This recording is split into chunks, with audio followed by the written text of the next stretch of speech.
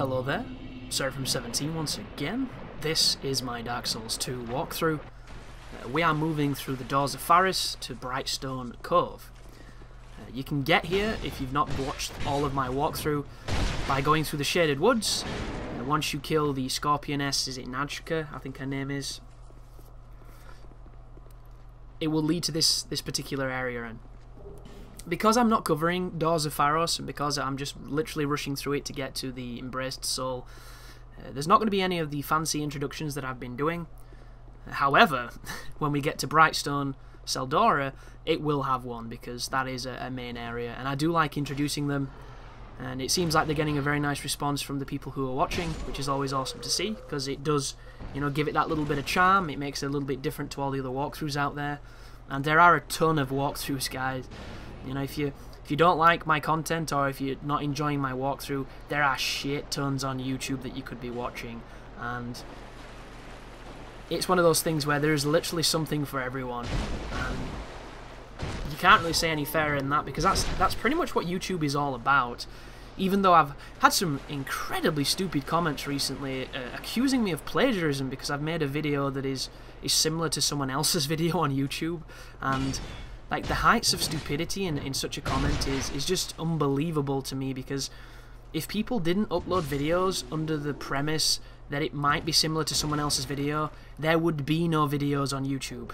You know, nothing is creative anymore, guys. Nothing is original. It's all been done. It was all done like fucking in BC times. So before you think you're on the frontier of this new awesome niche community of things, you're just deluding yourself and probably a hipster douche.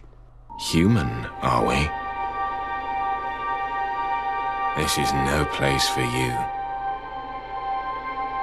We once had a master. Eventually, he drove himself mad. But this is Brightstone Cove, Tseldora, and this is a very deceptively dangerous area. Mainly because the enemies here are farmers, and they kind of look like the people from the Village of the Damned, minus the children, the crazy white-haired dudes that make people fall off of roofs and shit. There's no Christopher Reeves coming to save us here, but if you look at them, they just look like a standard enemy, just a humanoid kind of mob, trash mob as a lot of people refer to them as. But they hit really hard because they're using these work tools, these axes and picks and hoes and scythes and whatever you want to call them, sickles. But they're buffed. They've got a buff, so that they do massive damage, and if 2 to 3 of this enemy synchronize attacks and hit you, you are dead.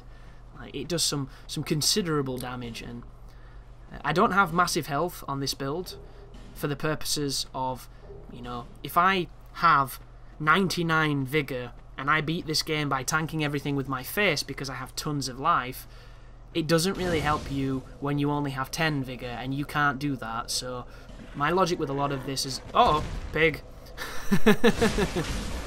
God, they're so quiet sometimes, the enemies. Like, I'm wearing Tritons right now, they're quite cranked.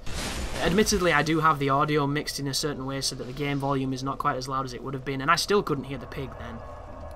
Pretty crazy stuff.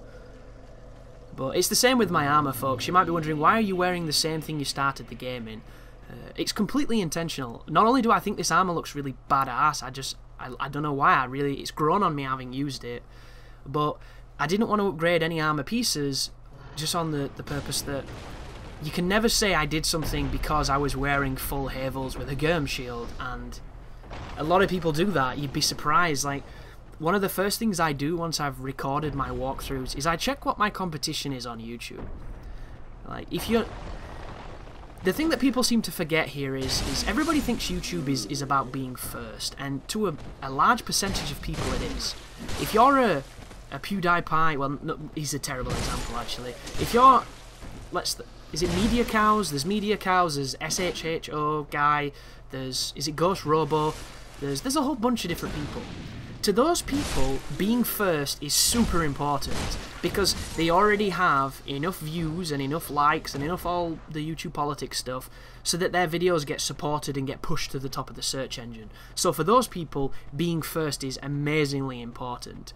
for anybody else who isn't quite that large and who doesn't get that kind of love from YouTube because you're a small channel and you're trying to grow yourself, being first doesn't mean dog shit, because you can have it up there before anybody else, but no one will find it because it'll literally show you demo footage that's 18 months old over showing you your footage. This has happened to me numerous times, and it's just the way the algorithms work. And even if you super whore your tags and you put all that stuff in your description, you know, a million, those descriptions that are hilarious that you see that have got 7 paragraphs describing a game using every fucking buzzword on the planet just to try and get that clickbait from the algorithm, which there's nothing wrong with that if that's how you want to be, but for some reason I'm morally against it. And even when I try and do it, I feel really dirty for doing so. It's that integrity thing, and it's the reason why I'll probably never have a very large YouTube following. But being first for those folks is insanely important, because that's how they win. For somebody like myself, it doesn't really matter, so you've got to try and put something that nobody else has, which is really difficult. But anyhow, this is the Congregation boss fight. If you're pure melee, this is one of the tougher fights on the game, just because you can get mobbed really quickly by spells, and on a soul level 1 run, this is one of the hardest fights in the game. Like, if you don't have pyromancy, or you don't have some kind of AoE, it can be very tricky, and a lot of people find that funny, because it can be so easy when you have the right equipment. Like, a good idea here would have been to have picked up scraps of life in the gutter, in Black Gulch, and then just come in here, run into the middle, and dropped a nice quick, you know, scraps of life, which would have done massive damage. But at this moment in time, because I was still new to the game, I'd forgotten that the Black Gulch scraps of life existed, so I thought you had to go to Cromwell. So it was my thoughts at this moment in time that I couldn't have access to that spell. But this is just one of those things where your build will dictate the troubles that you have, and as long as you get rid of the casters first, or you get rid of the mobs first, the others generally fall very quickly. But just never underestimate a fight such as this. You know, it's the same with the Covetous Demon. A lot of people think he just lays there, and I'm telling you folks, as much as you think he just lays there, there's those rare opportunities where he will 1 to 2 shot you, and you never saw it coming. Like the Guardian Dragon's a great example of that. That is a boss that is incredibly simple once you know his pattern. But every so often he does a weird thing where he'll breathe fire, or he'll do that fireball so quickly compared to what he normally does that you just don't have the time to evade it. And if you're on New Game Plus 17, like my Aldea is, because that Monastery Scimitar never drops, and the headpiece never drops, you know, it's super dangerous, so you have to be very, very careful. But back to the topic I was speaking about anyhow. Being first is important if you're a big channel. Getting likes is important if you're a big channel. There are exclusions to this rule, where if you're a small channel and you're up first, there is a rare percentage of chance that you can get, you know, very, very high traffic rates. My Uncharted 3 guide was fantastic for this. It's one of the most successful ones I've done, and it was first on YouTube. I couldn't find any others when I searched for them. But back on the tangent to try and finish my train of thought, is once I'd done the walkthrough, I searched for a lot of people's guides, and everybody was using a Germ Great Shield. Everybody was using like Havels and Magic, and like GameSpot did a walkthrough for all the bosses in like the first day of the game coming out. They'd had it for weeks, they'd all played, they'd had all these videos prepared, and they just unlisted them when the NDA dropped. And I was just thinking, well, these must be pretty good, you know, they've got them out quite quick, and these bosses are quite tough.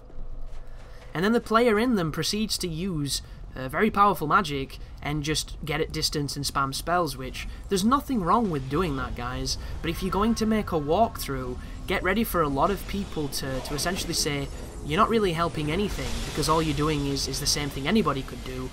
What do the players do who don't have the spells? Which I'm completely with on that train of logic, which is why on pretty much all my Dark Souls stuff, when it comes to the walkthroughs, when it comes to helping people, I generally do it on a build that can't get any lower as far as its attack potential. And I don't mean lower as in, you know, a super weak build, because as you can see from this one, it's a really strong one, but I don't have any upgraded armor, I'm not going to have massive life, and the weapons that I'm going to be using you can get at the beginning of the game, and I'm literally going to show you how I use them and how I choose to use them in the full duration, and it just helps more people that way. And this is bullshit, this. For some reason, this spider's super aggro on me, and it's outside that wall, and I can't hit the bonfire because it's aggro and it's in this range, so I have to open the door to kill it. And this is one of those instances where I really think Dark Souls 2 was designed by a monkey, because there's no such thing as an unsafe bonfire. It doesn't exist, and it shouldn't exist, and they've created that, and I'll forever hate them for it. And I really don't want to go outside, but I have to anyway, because you might have noticed in this area there's a lot of wizards, and unless you want to see me spamming arrows and spells through binoculars for 15 minutes, I'm going to run past the majority of them, because there's really no reason to fight them. And just like every other sorcerer in this game, they have magic that homes on. It's it's so strange. Like, I know a lot of people who hate this area because it's really bad in how it's been designed. It looks cool, but it plays like shit because there's just so many enemies. It's just a massive enemy gauntlet of homing magic, booby-trapped like creatures, and an enemy type that can hit you after it dies, which is that creature to my right and that one just there. Be careful on your left here, there's a red phantom pickaxe guy. But I have hexes, so we should be able to deal with him quite quickly. It's very strange how a lot of this works. Like, when I first came here, I thought it was really interesting and I liked it a lot. But the more you play it, the more you realise that it's so densely woven with needless enemies that it just takes the fun out of fighting and it takes the fun out of exploring, because it's just too dense. And there's a lot of areas that do that on Dark Souls 2, and it's definitely one of its sins. But I never recommend fighting this enemy in melee because it's just stupid. It hits you when it doesn't even do an attack animation. And I jump into the crystals, which I'm curious of a show of hands. How many people thought those crystals would be significantly more damaging than they are? I thought it would be like walking on lava, and it's really not so bad. But once again, we're using more Great Resonant Soul to get these guys down, because they can drop down and do a lot of damage. It's happened to me a very long time ago. And it's one of those things where it can happen anyway, because you can get very sloppy. You see that? Oh, Dark Souls 2, so strange at times. Like, so many wasted Estus flasks, it's kind of brutal. But anybody who watched my first playthrough will know that I had an eventful time coming through this area, because I'm not the biggest fan of spiders. And I probably need to add some things to this, add a little footnote to this whole topic. I don't mind spiders in certain occasions. Every so often, though, they do get to me. You know, I'm not an arachnophobic. I'm not the biggest fan of spiders. It's just that thing. Like, in my country, they're crap, they're small, they generally don't do much, and, you know, they sit in corners and pretend to fish and whatever. In other countries, they get real spiders, like spiders that are so manly they have tattoos and like handlebar moustaches and shit. That is scary, but they don't grow here, they don't live here, and they don't jump out of trees and catch birds here. So I'm cool with that. But the thing that really got to me in this particular section of the game was the fact I didn't know where I was going, I didn't know where the enemies were, and I could hear them. And it's the noises that got to me more than the actual spiders. Like, now I can watch this, I can play this, and I don't even get the shivers on my skin or anything because I'm used to it, and it's that video game thing of I've got over it. And it's not because I'm suddenly cured of my disdain for spiders, it's just, like, they don't even really look like spiders, they look like crabs. Like, really ugly crabs. But this is the Duke's dear Freya, even though there is a J in that, so it's probably like Freyja, which I will never call her that because I just think Freya sounds beastly. And this is one of my least favourite boss fights on the game, for a few reasons. The hit detection on the boss is only on its face, and it's very particular. You can rebound off its mandibles and miss your opportunity to attack. I think the mobs in the room, the way that the spiders suddenly get super aggro and run for you, is a little frustrating, but it's epitomised by if they've ever hit you with the jizz, where they fire web at you. They fire web at you and you can't move. And when you try to roll, you do this kind of crazy shuffle. And then the boss does the Ghostbuster laser, which is this one, which is a one-shot pre-patch. I don't know if it's a one-shot anymore. It might have been changed. But I'm intentionally using my Maces here because Great Resonant Soul on this boss fight is so damn powerful, you can destroy it in seconds. So I didn't want to rely too heavily on it so that if you struggle, you can. But I just think this boss, all of its body should be a hitbox. And I think it should have a more interesting pattern, because it's the big criticism with a lot of bosses that people have in this game, where they have a very similar pattern that is easy to spot, easy to dodge, and kind of samey, which is a bit of a shame. But this is the Lord's private chamber. That was the Lord. And be very careful here, folks, when you're doing this, because if you had a lot of spiders chasing you when you ran to the boss 4, they will now come through the boss door and chase you into this area. I've actually fought Vengal with an army of spiders in this room because there were so many of them chasing me, and I didn't realise that they would chase me this entire way. Another one of those interesting Dark Souls things where the mobs and the way they aggro and the way they leash in this game is very reminiscent of Dark Souls before it was patched. And there's a good reason why they patched it, because for most it's kinda bullshitty. But that is the end of Brightstone Cove. Thank you for watching, and as always, you take care now.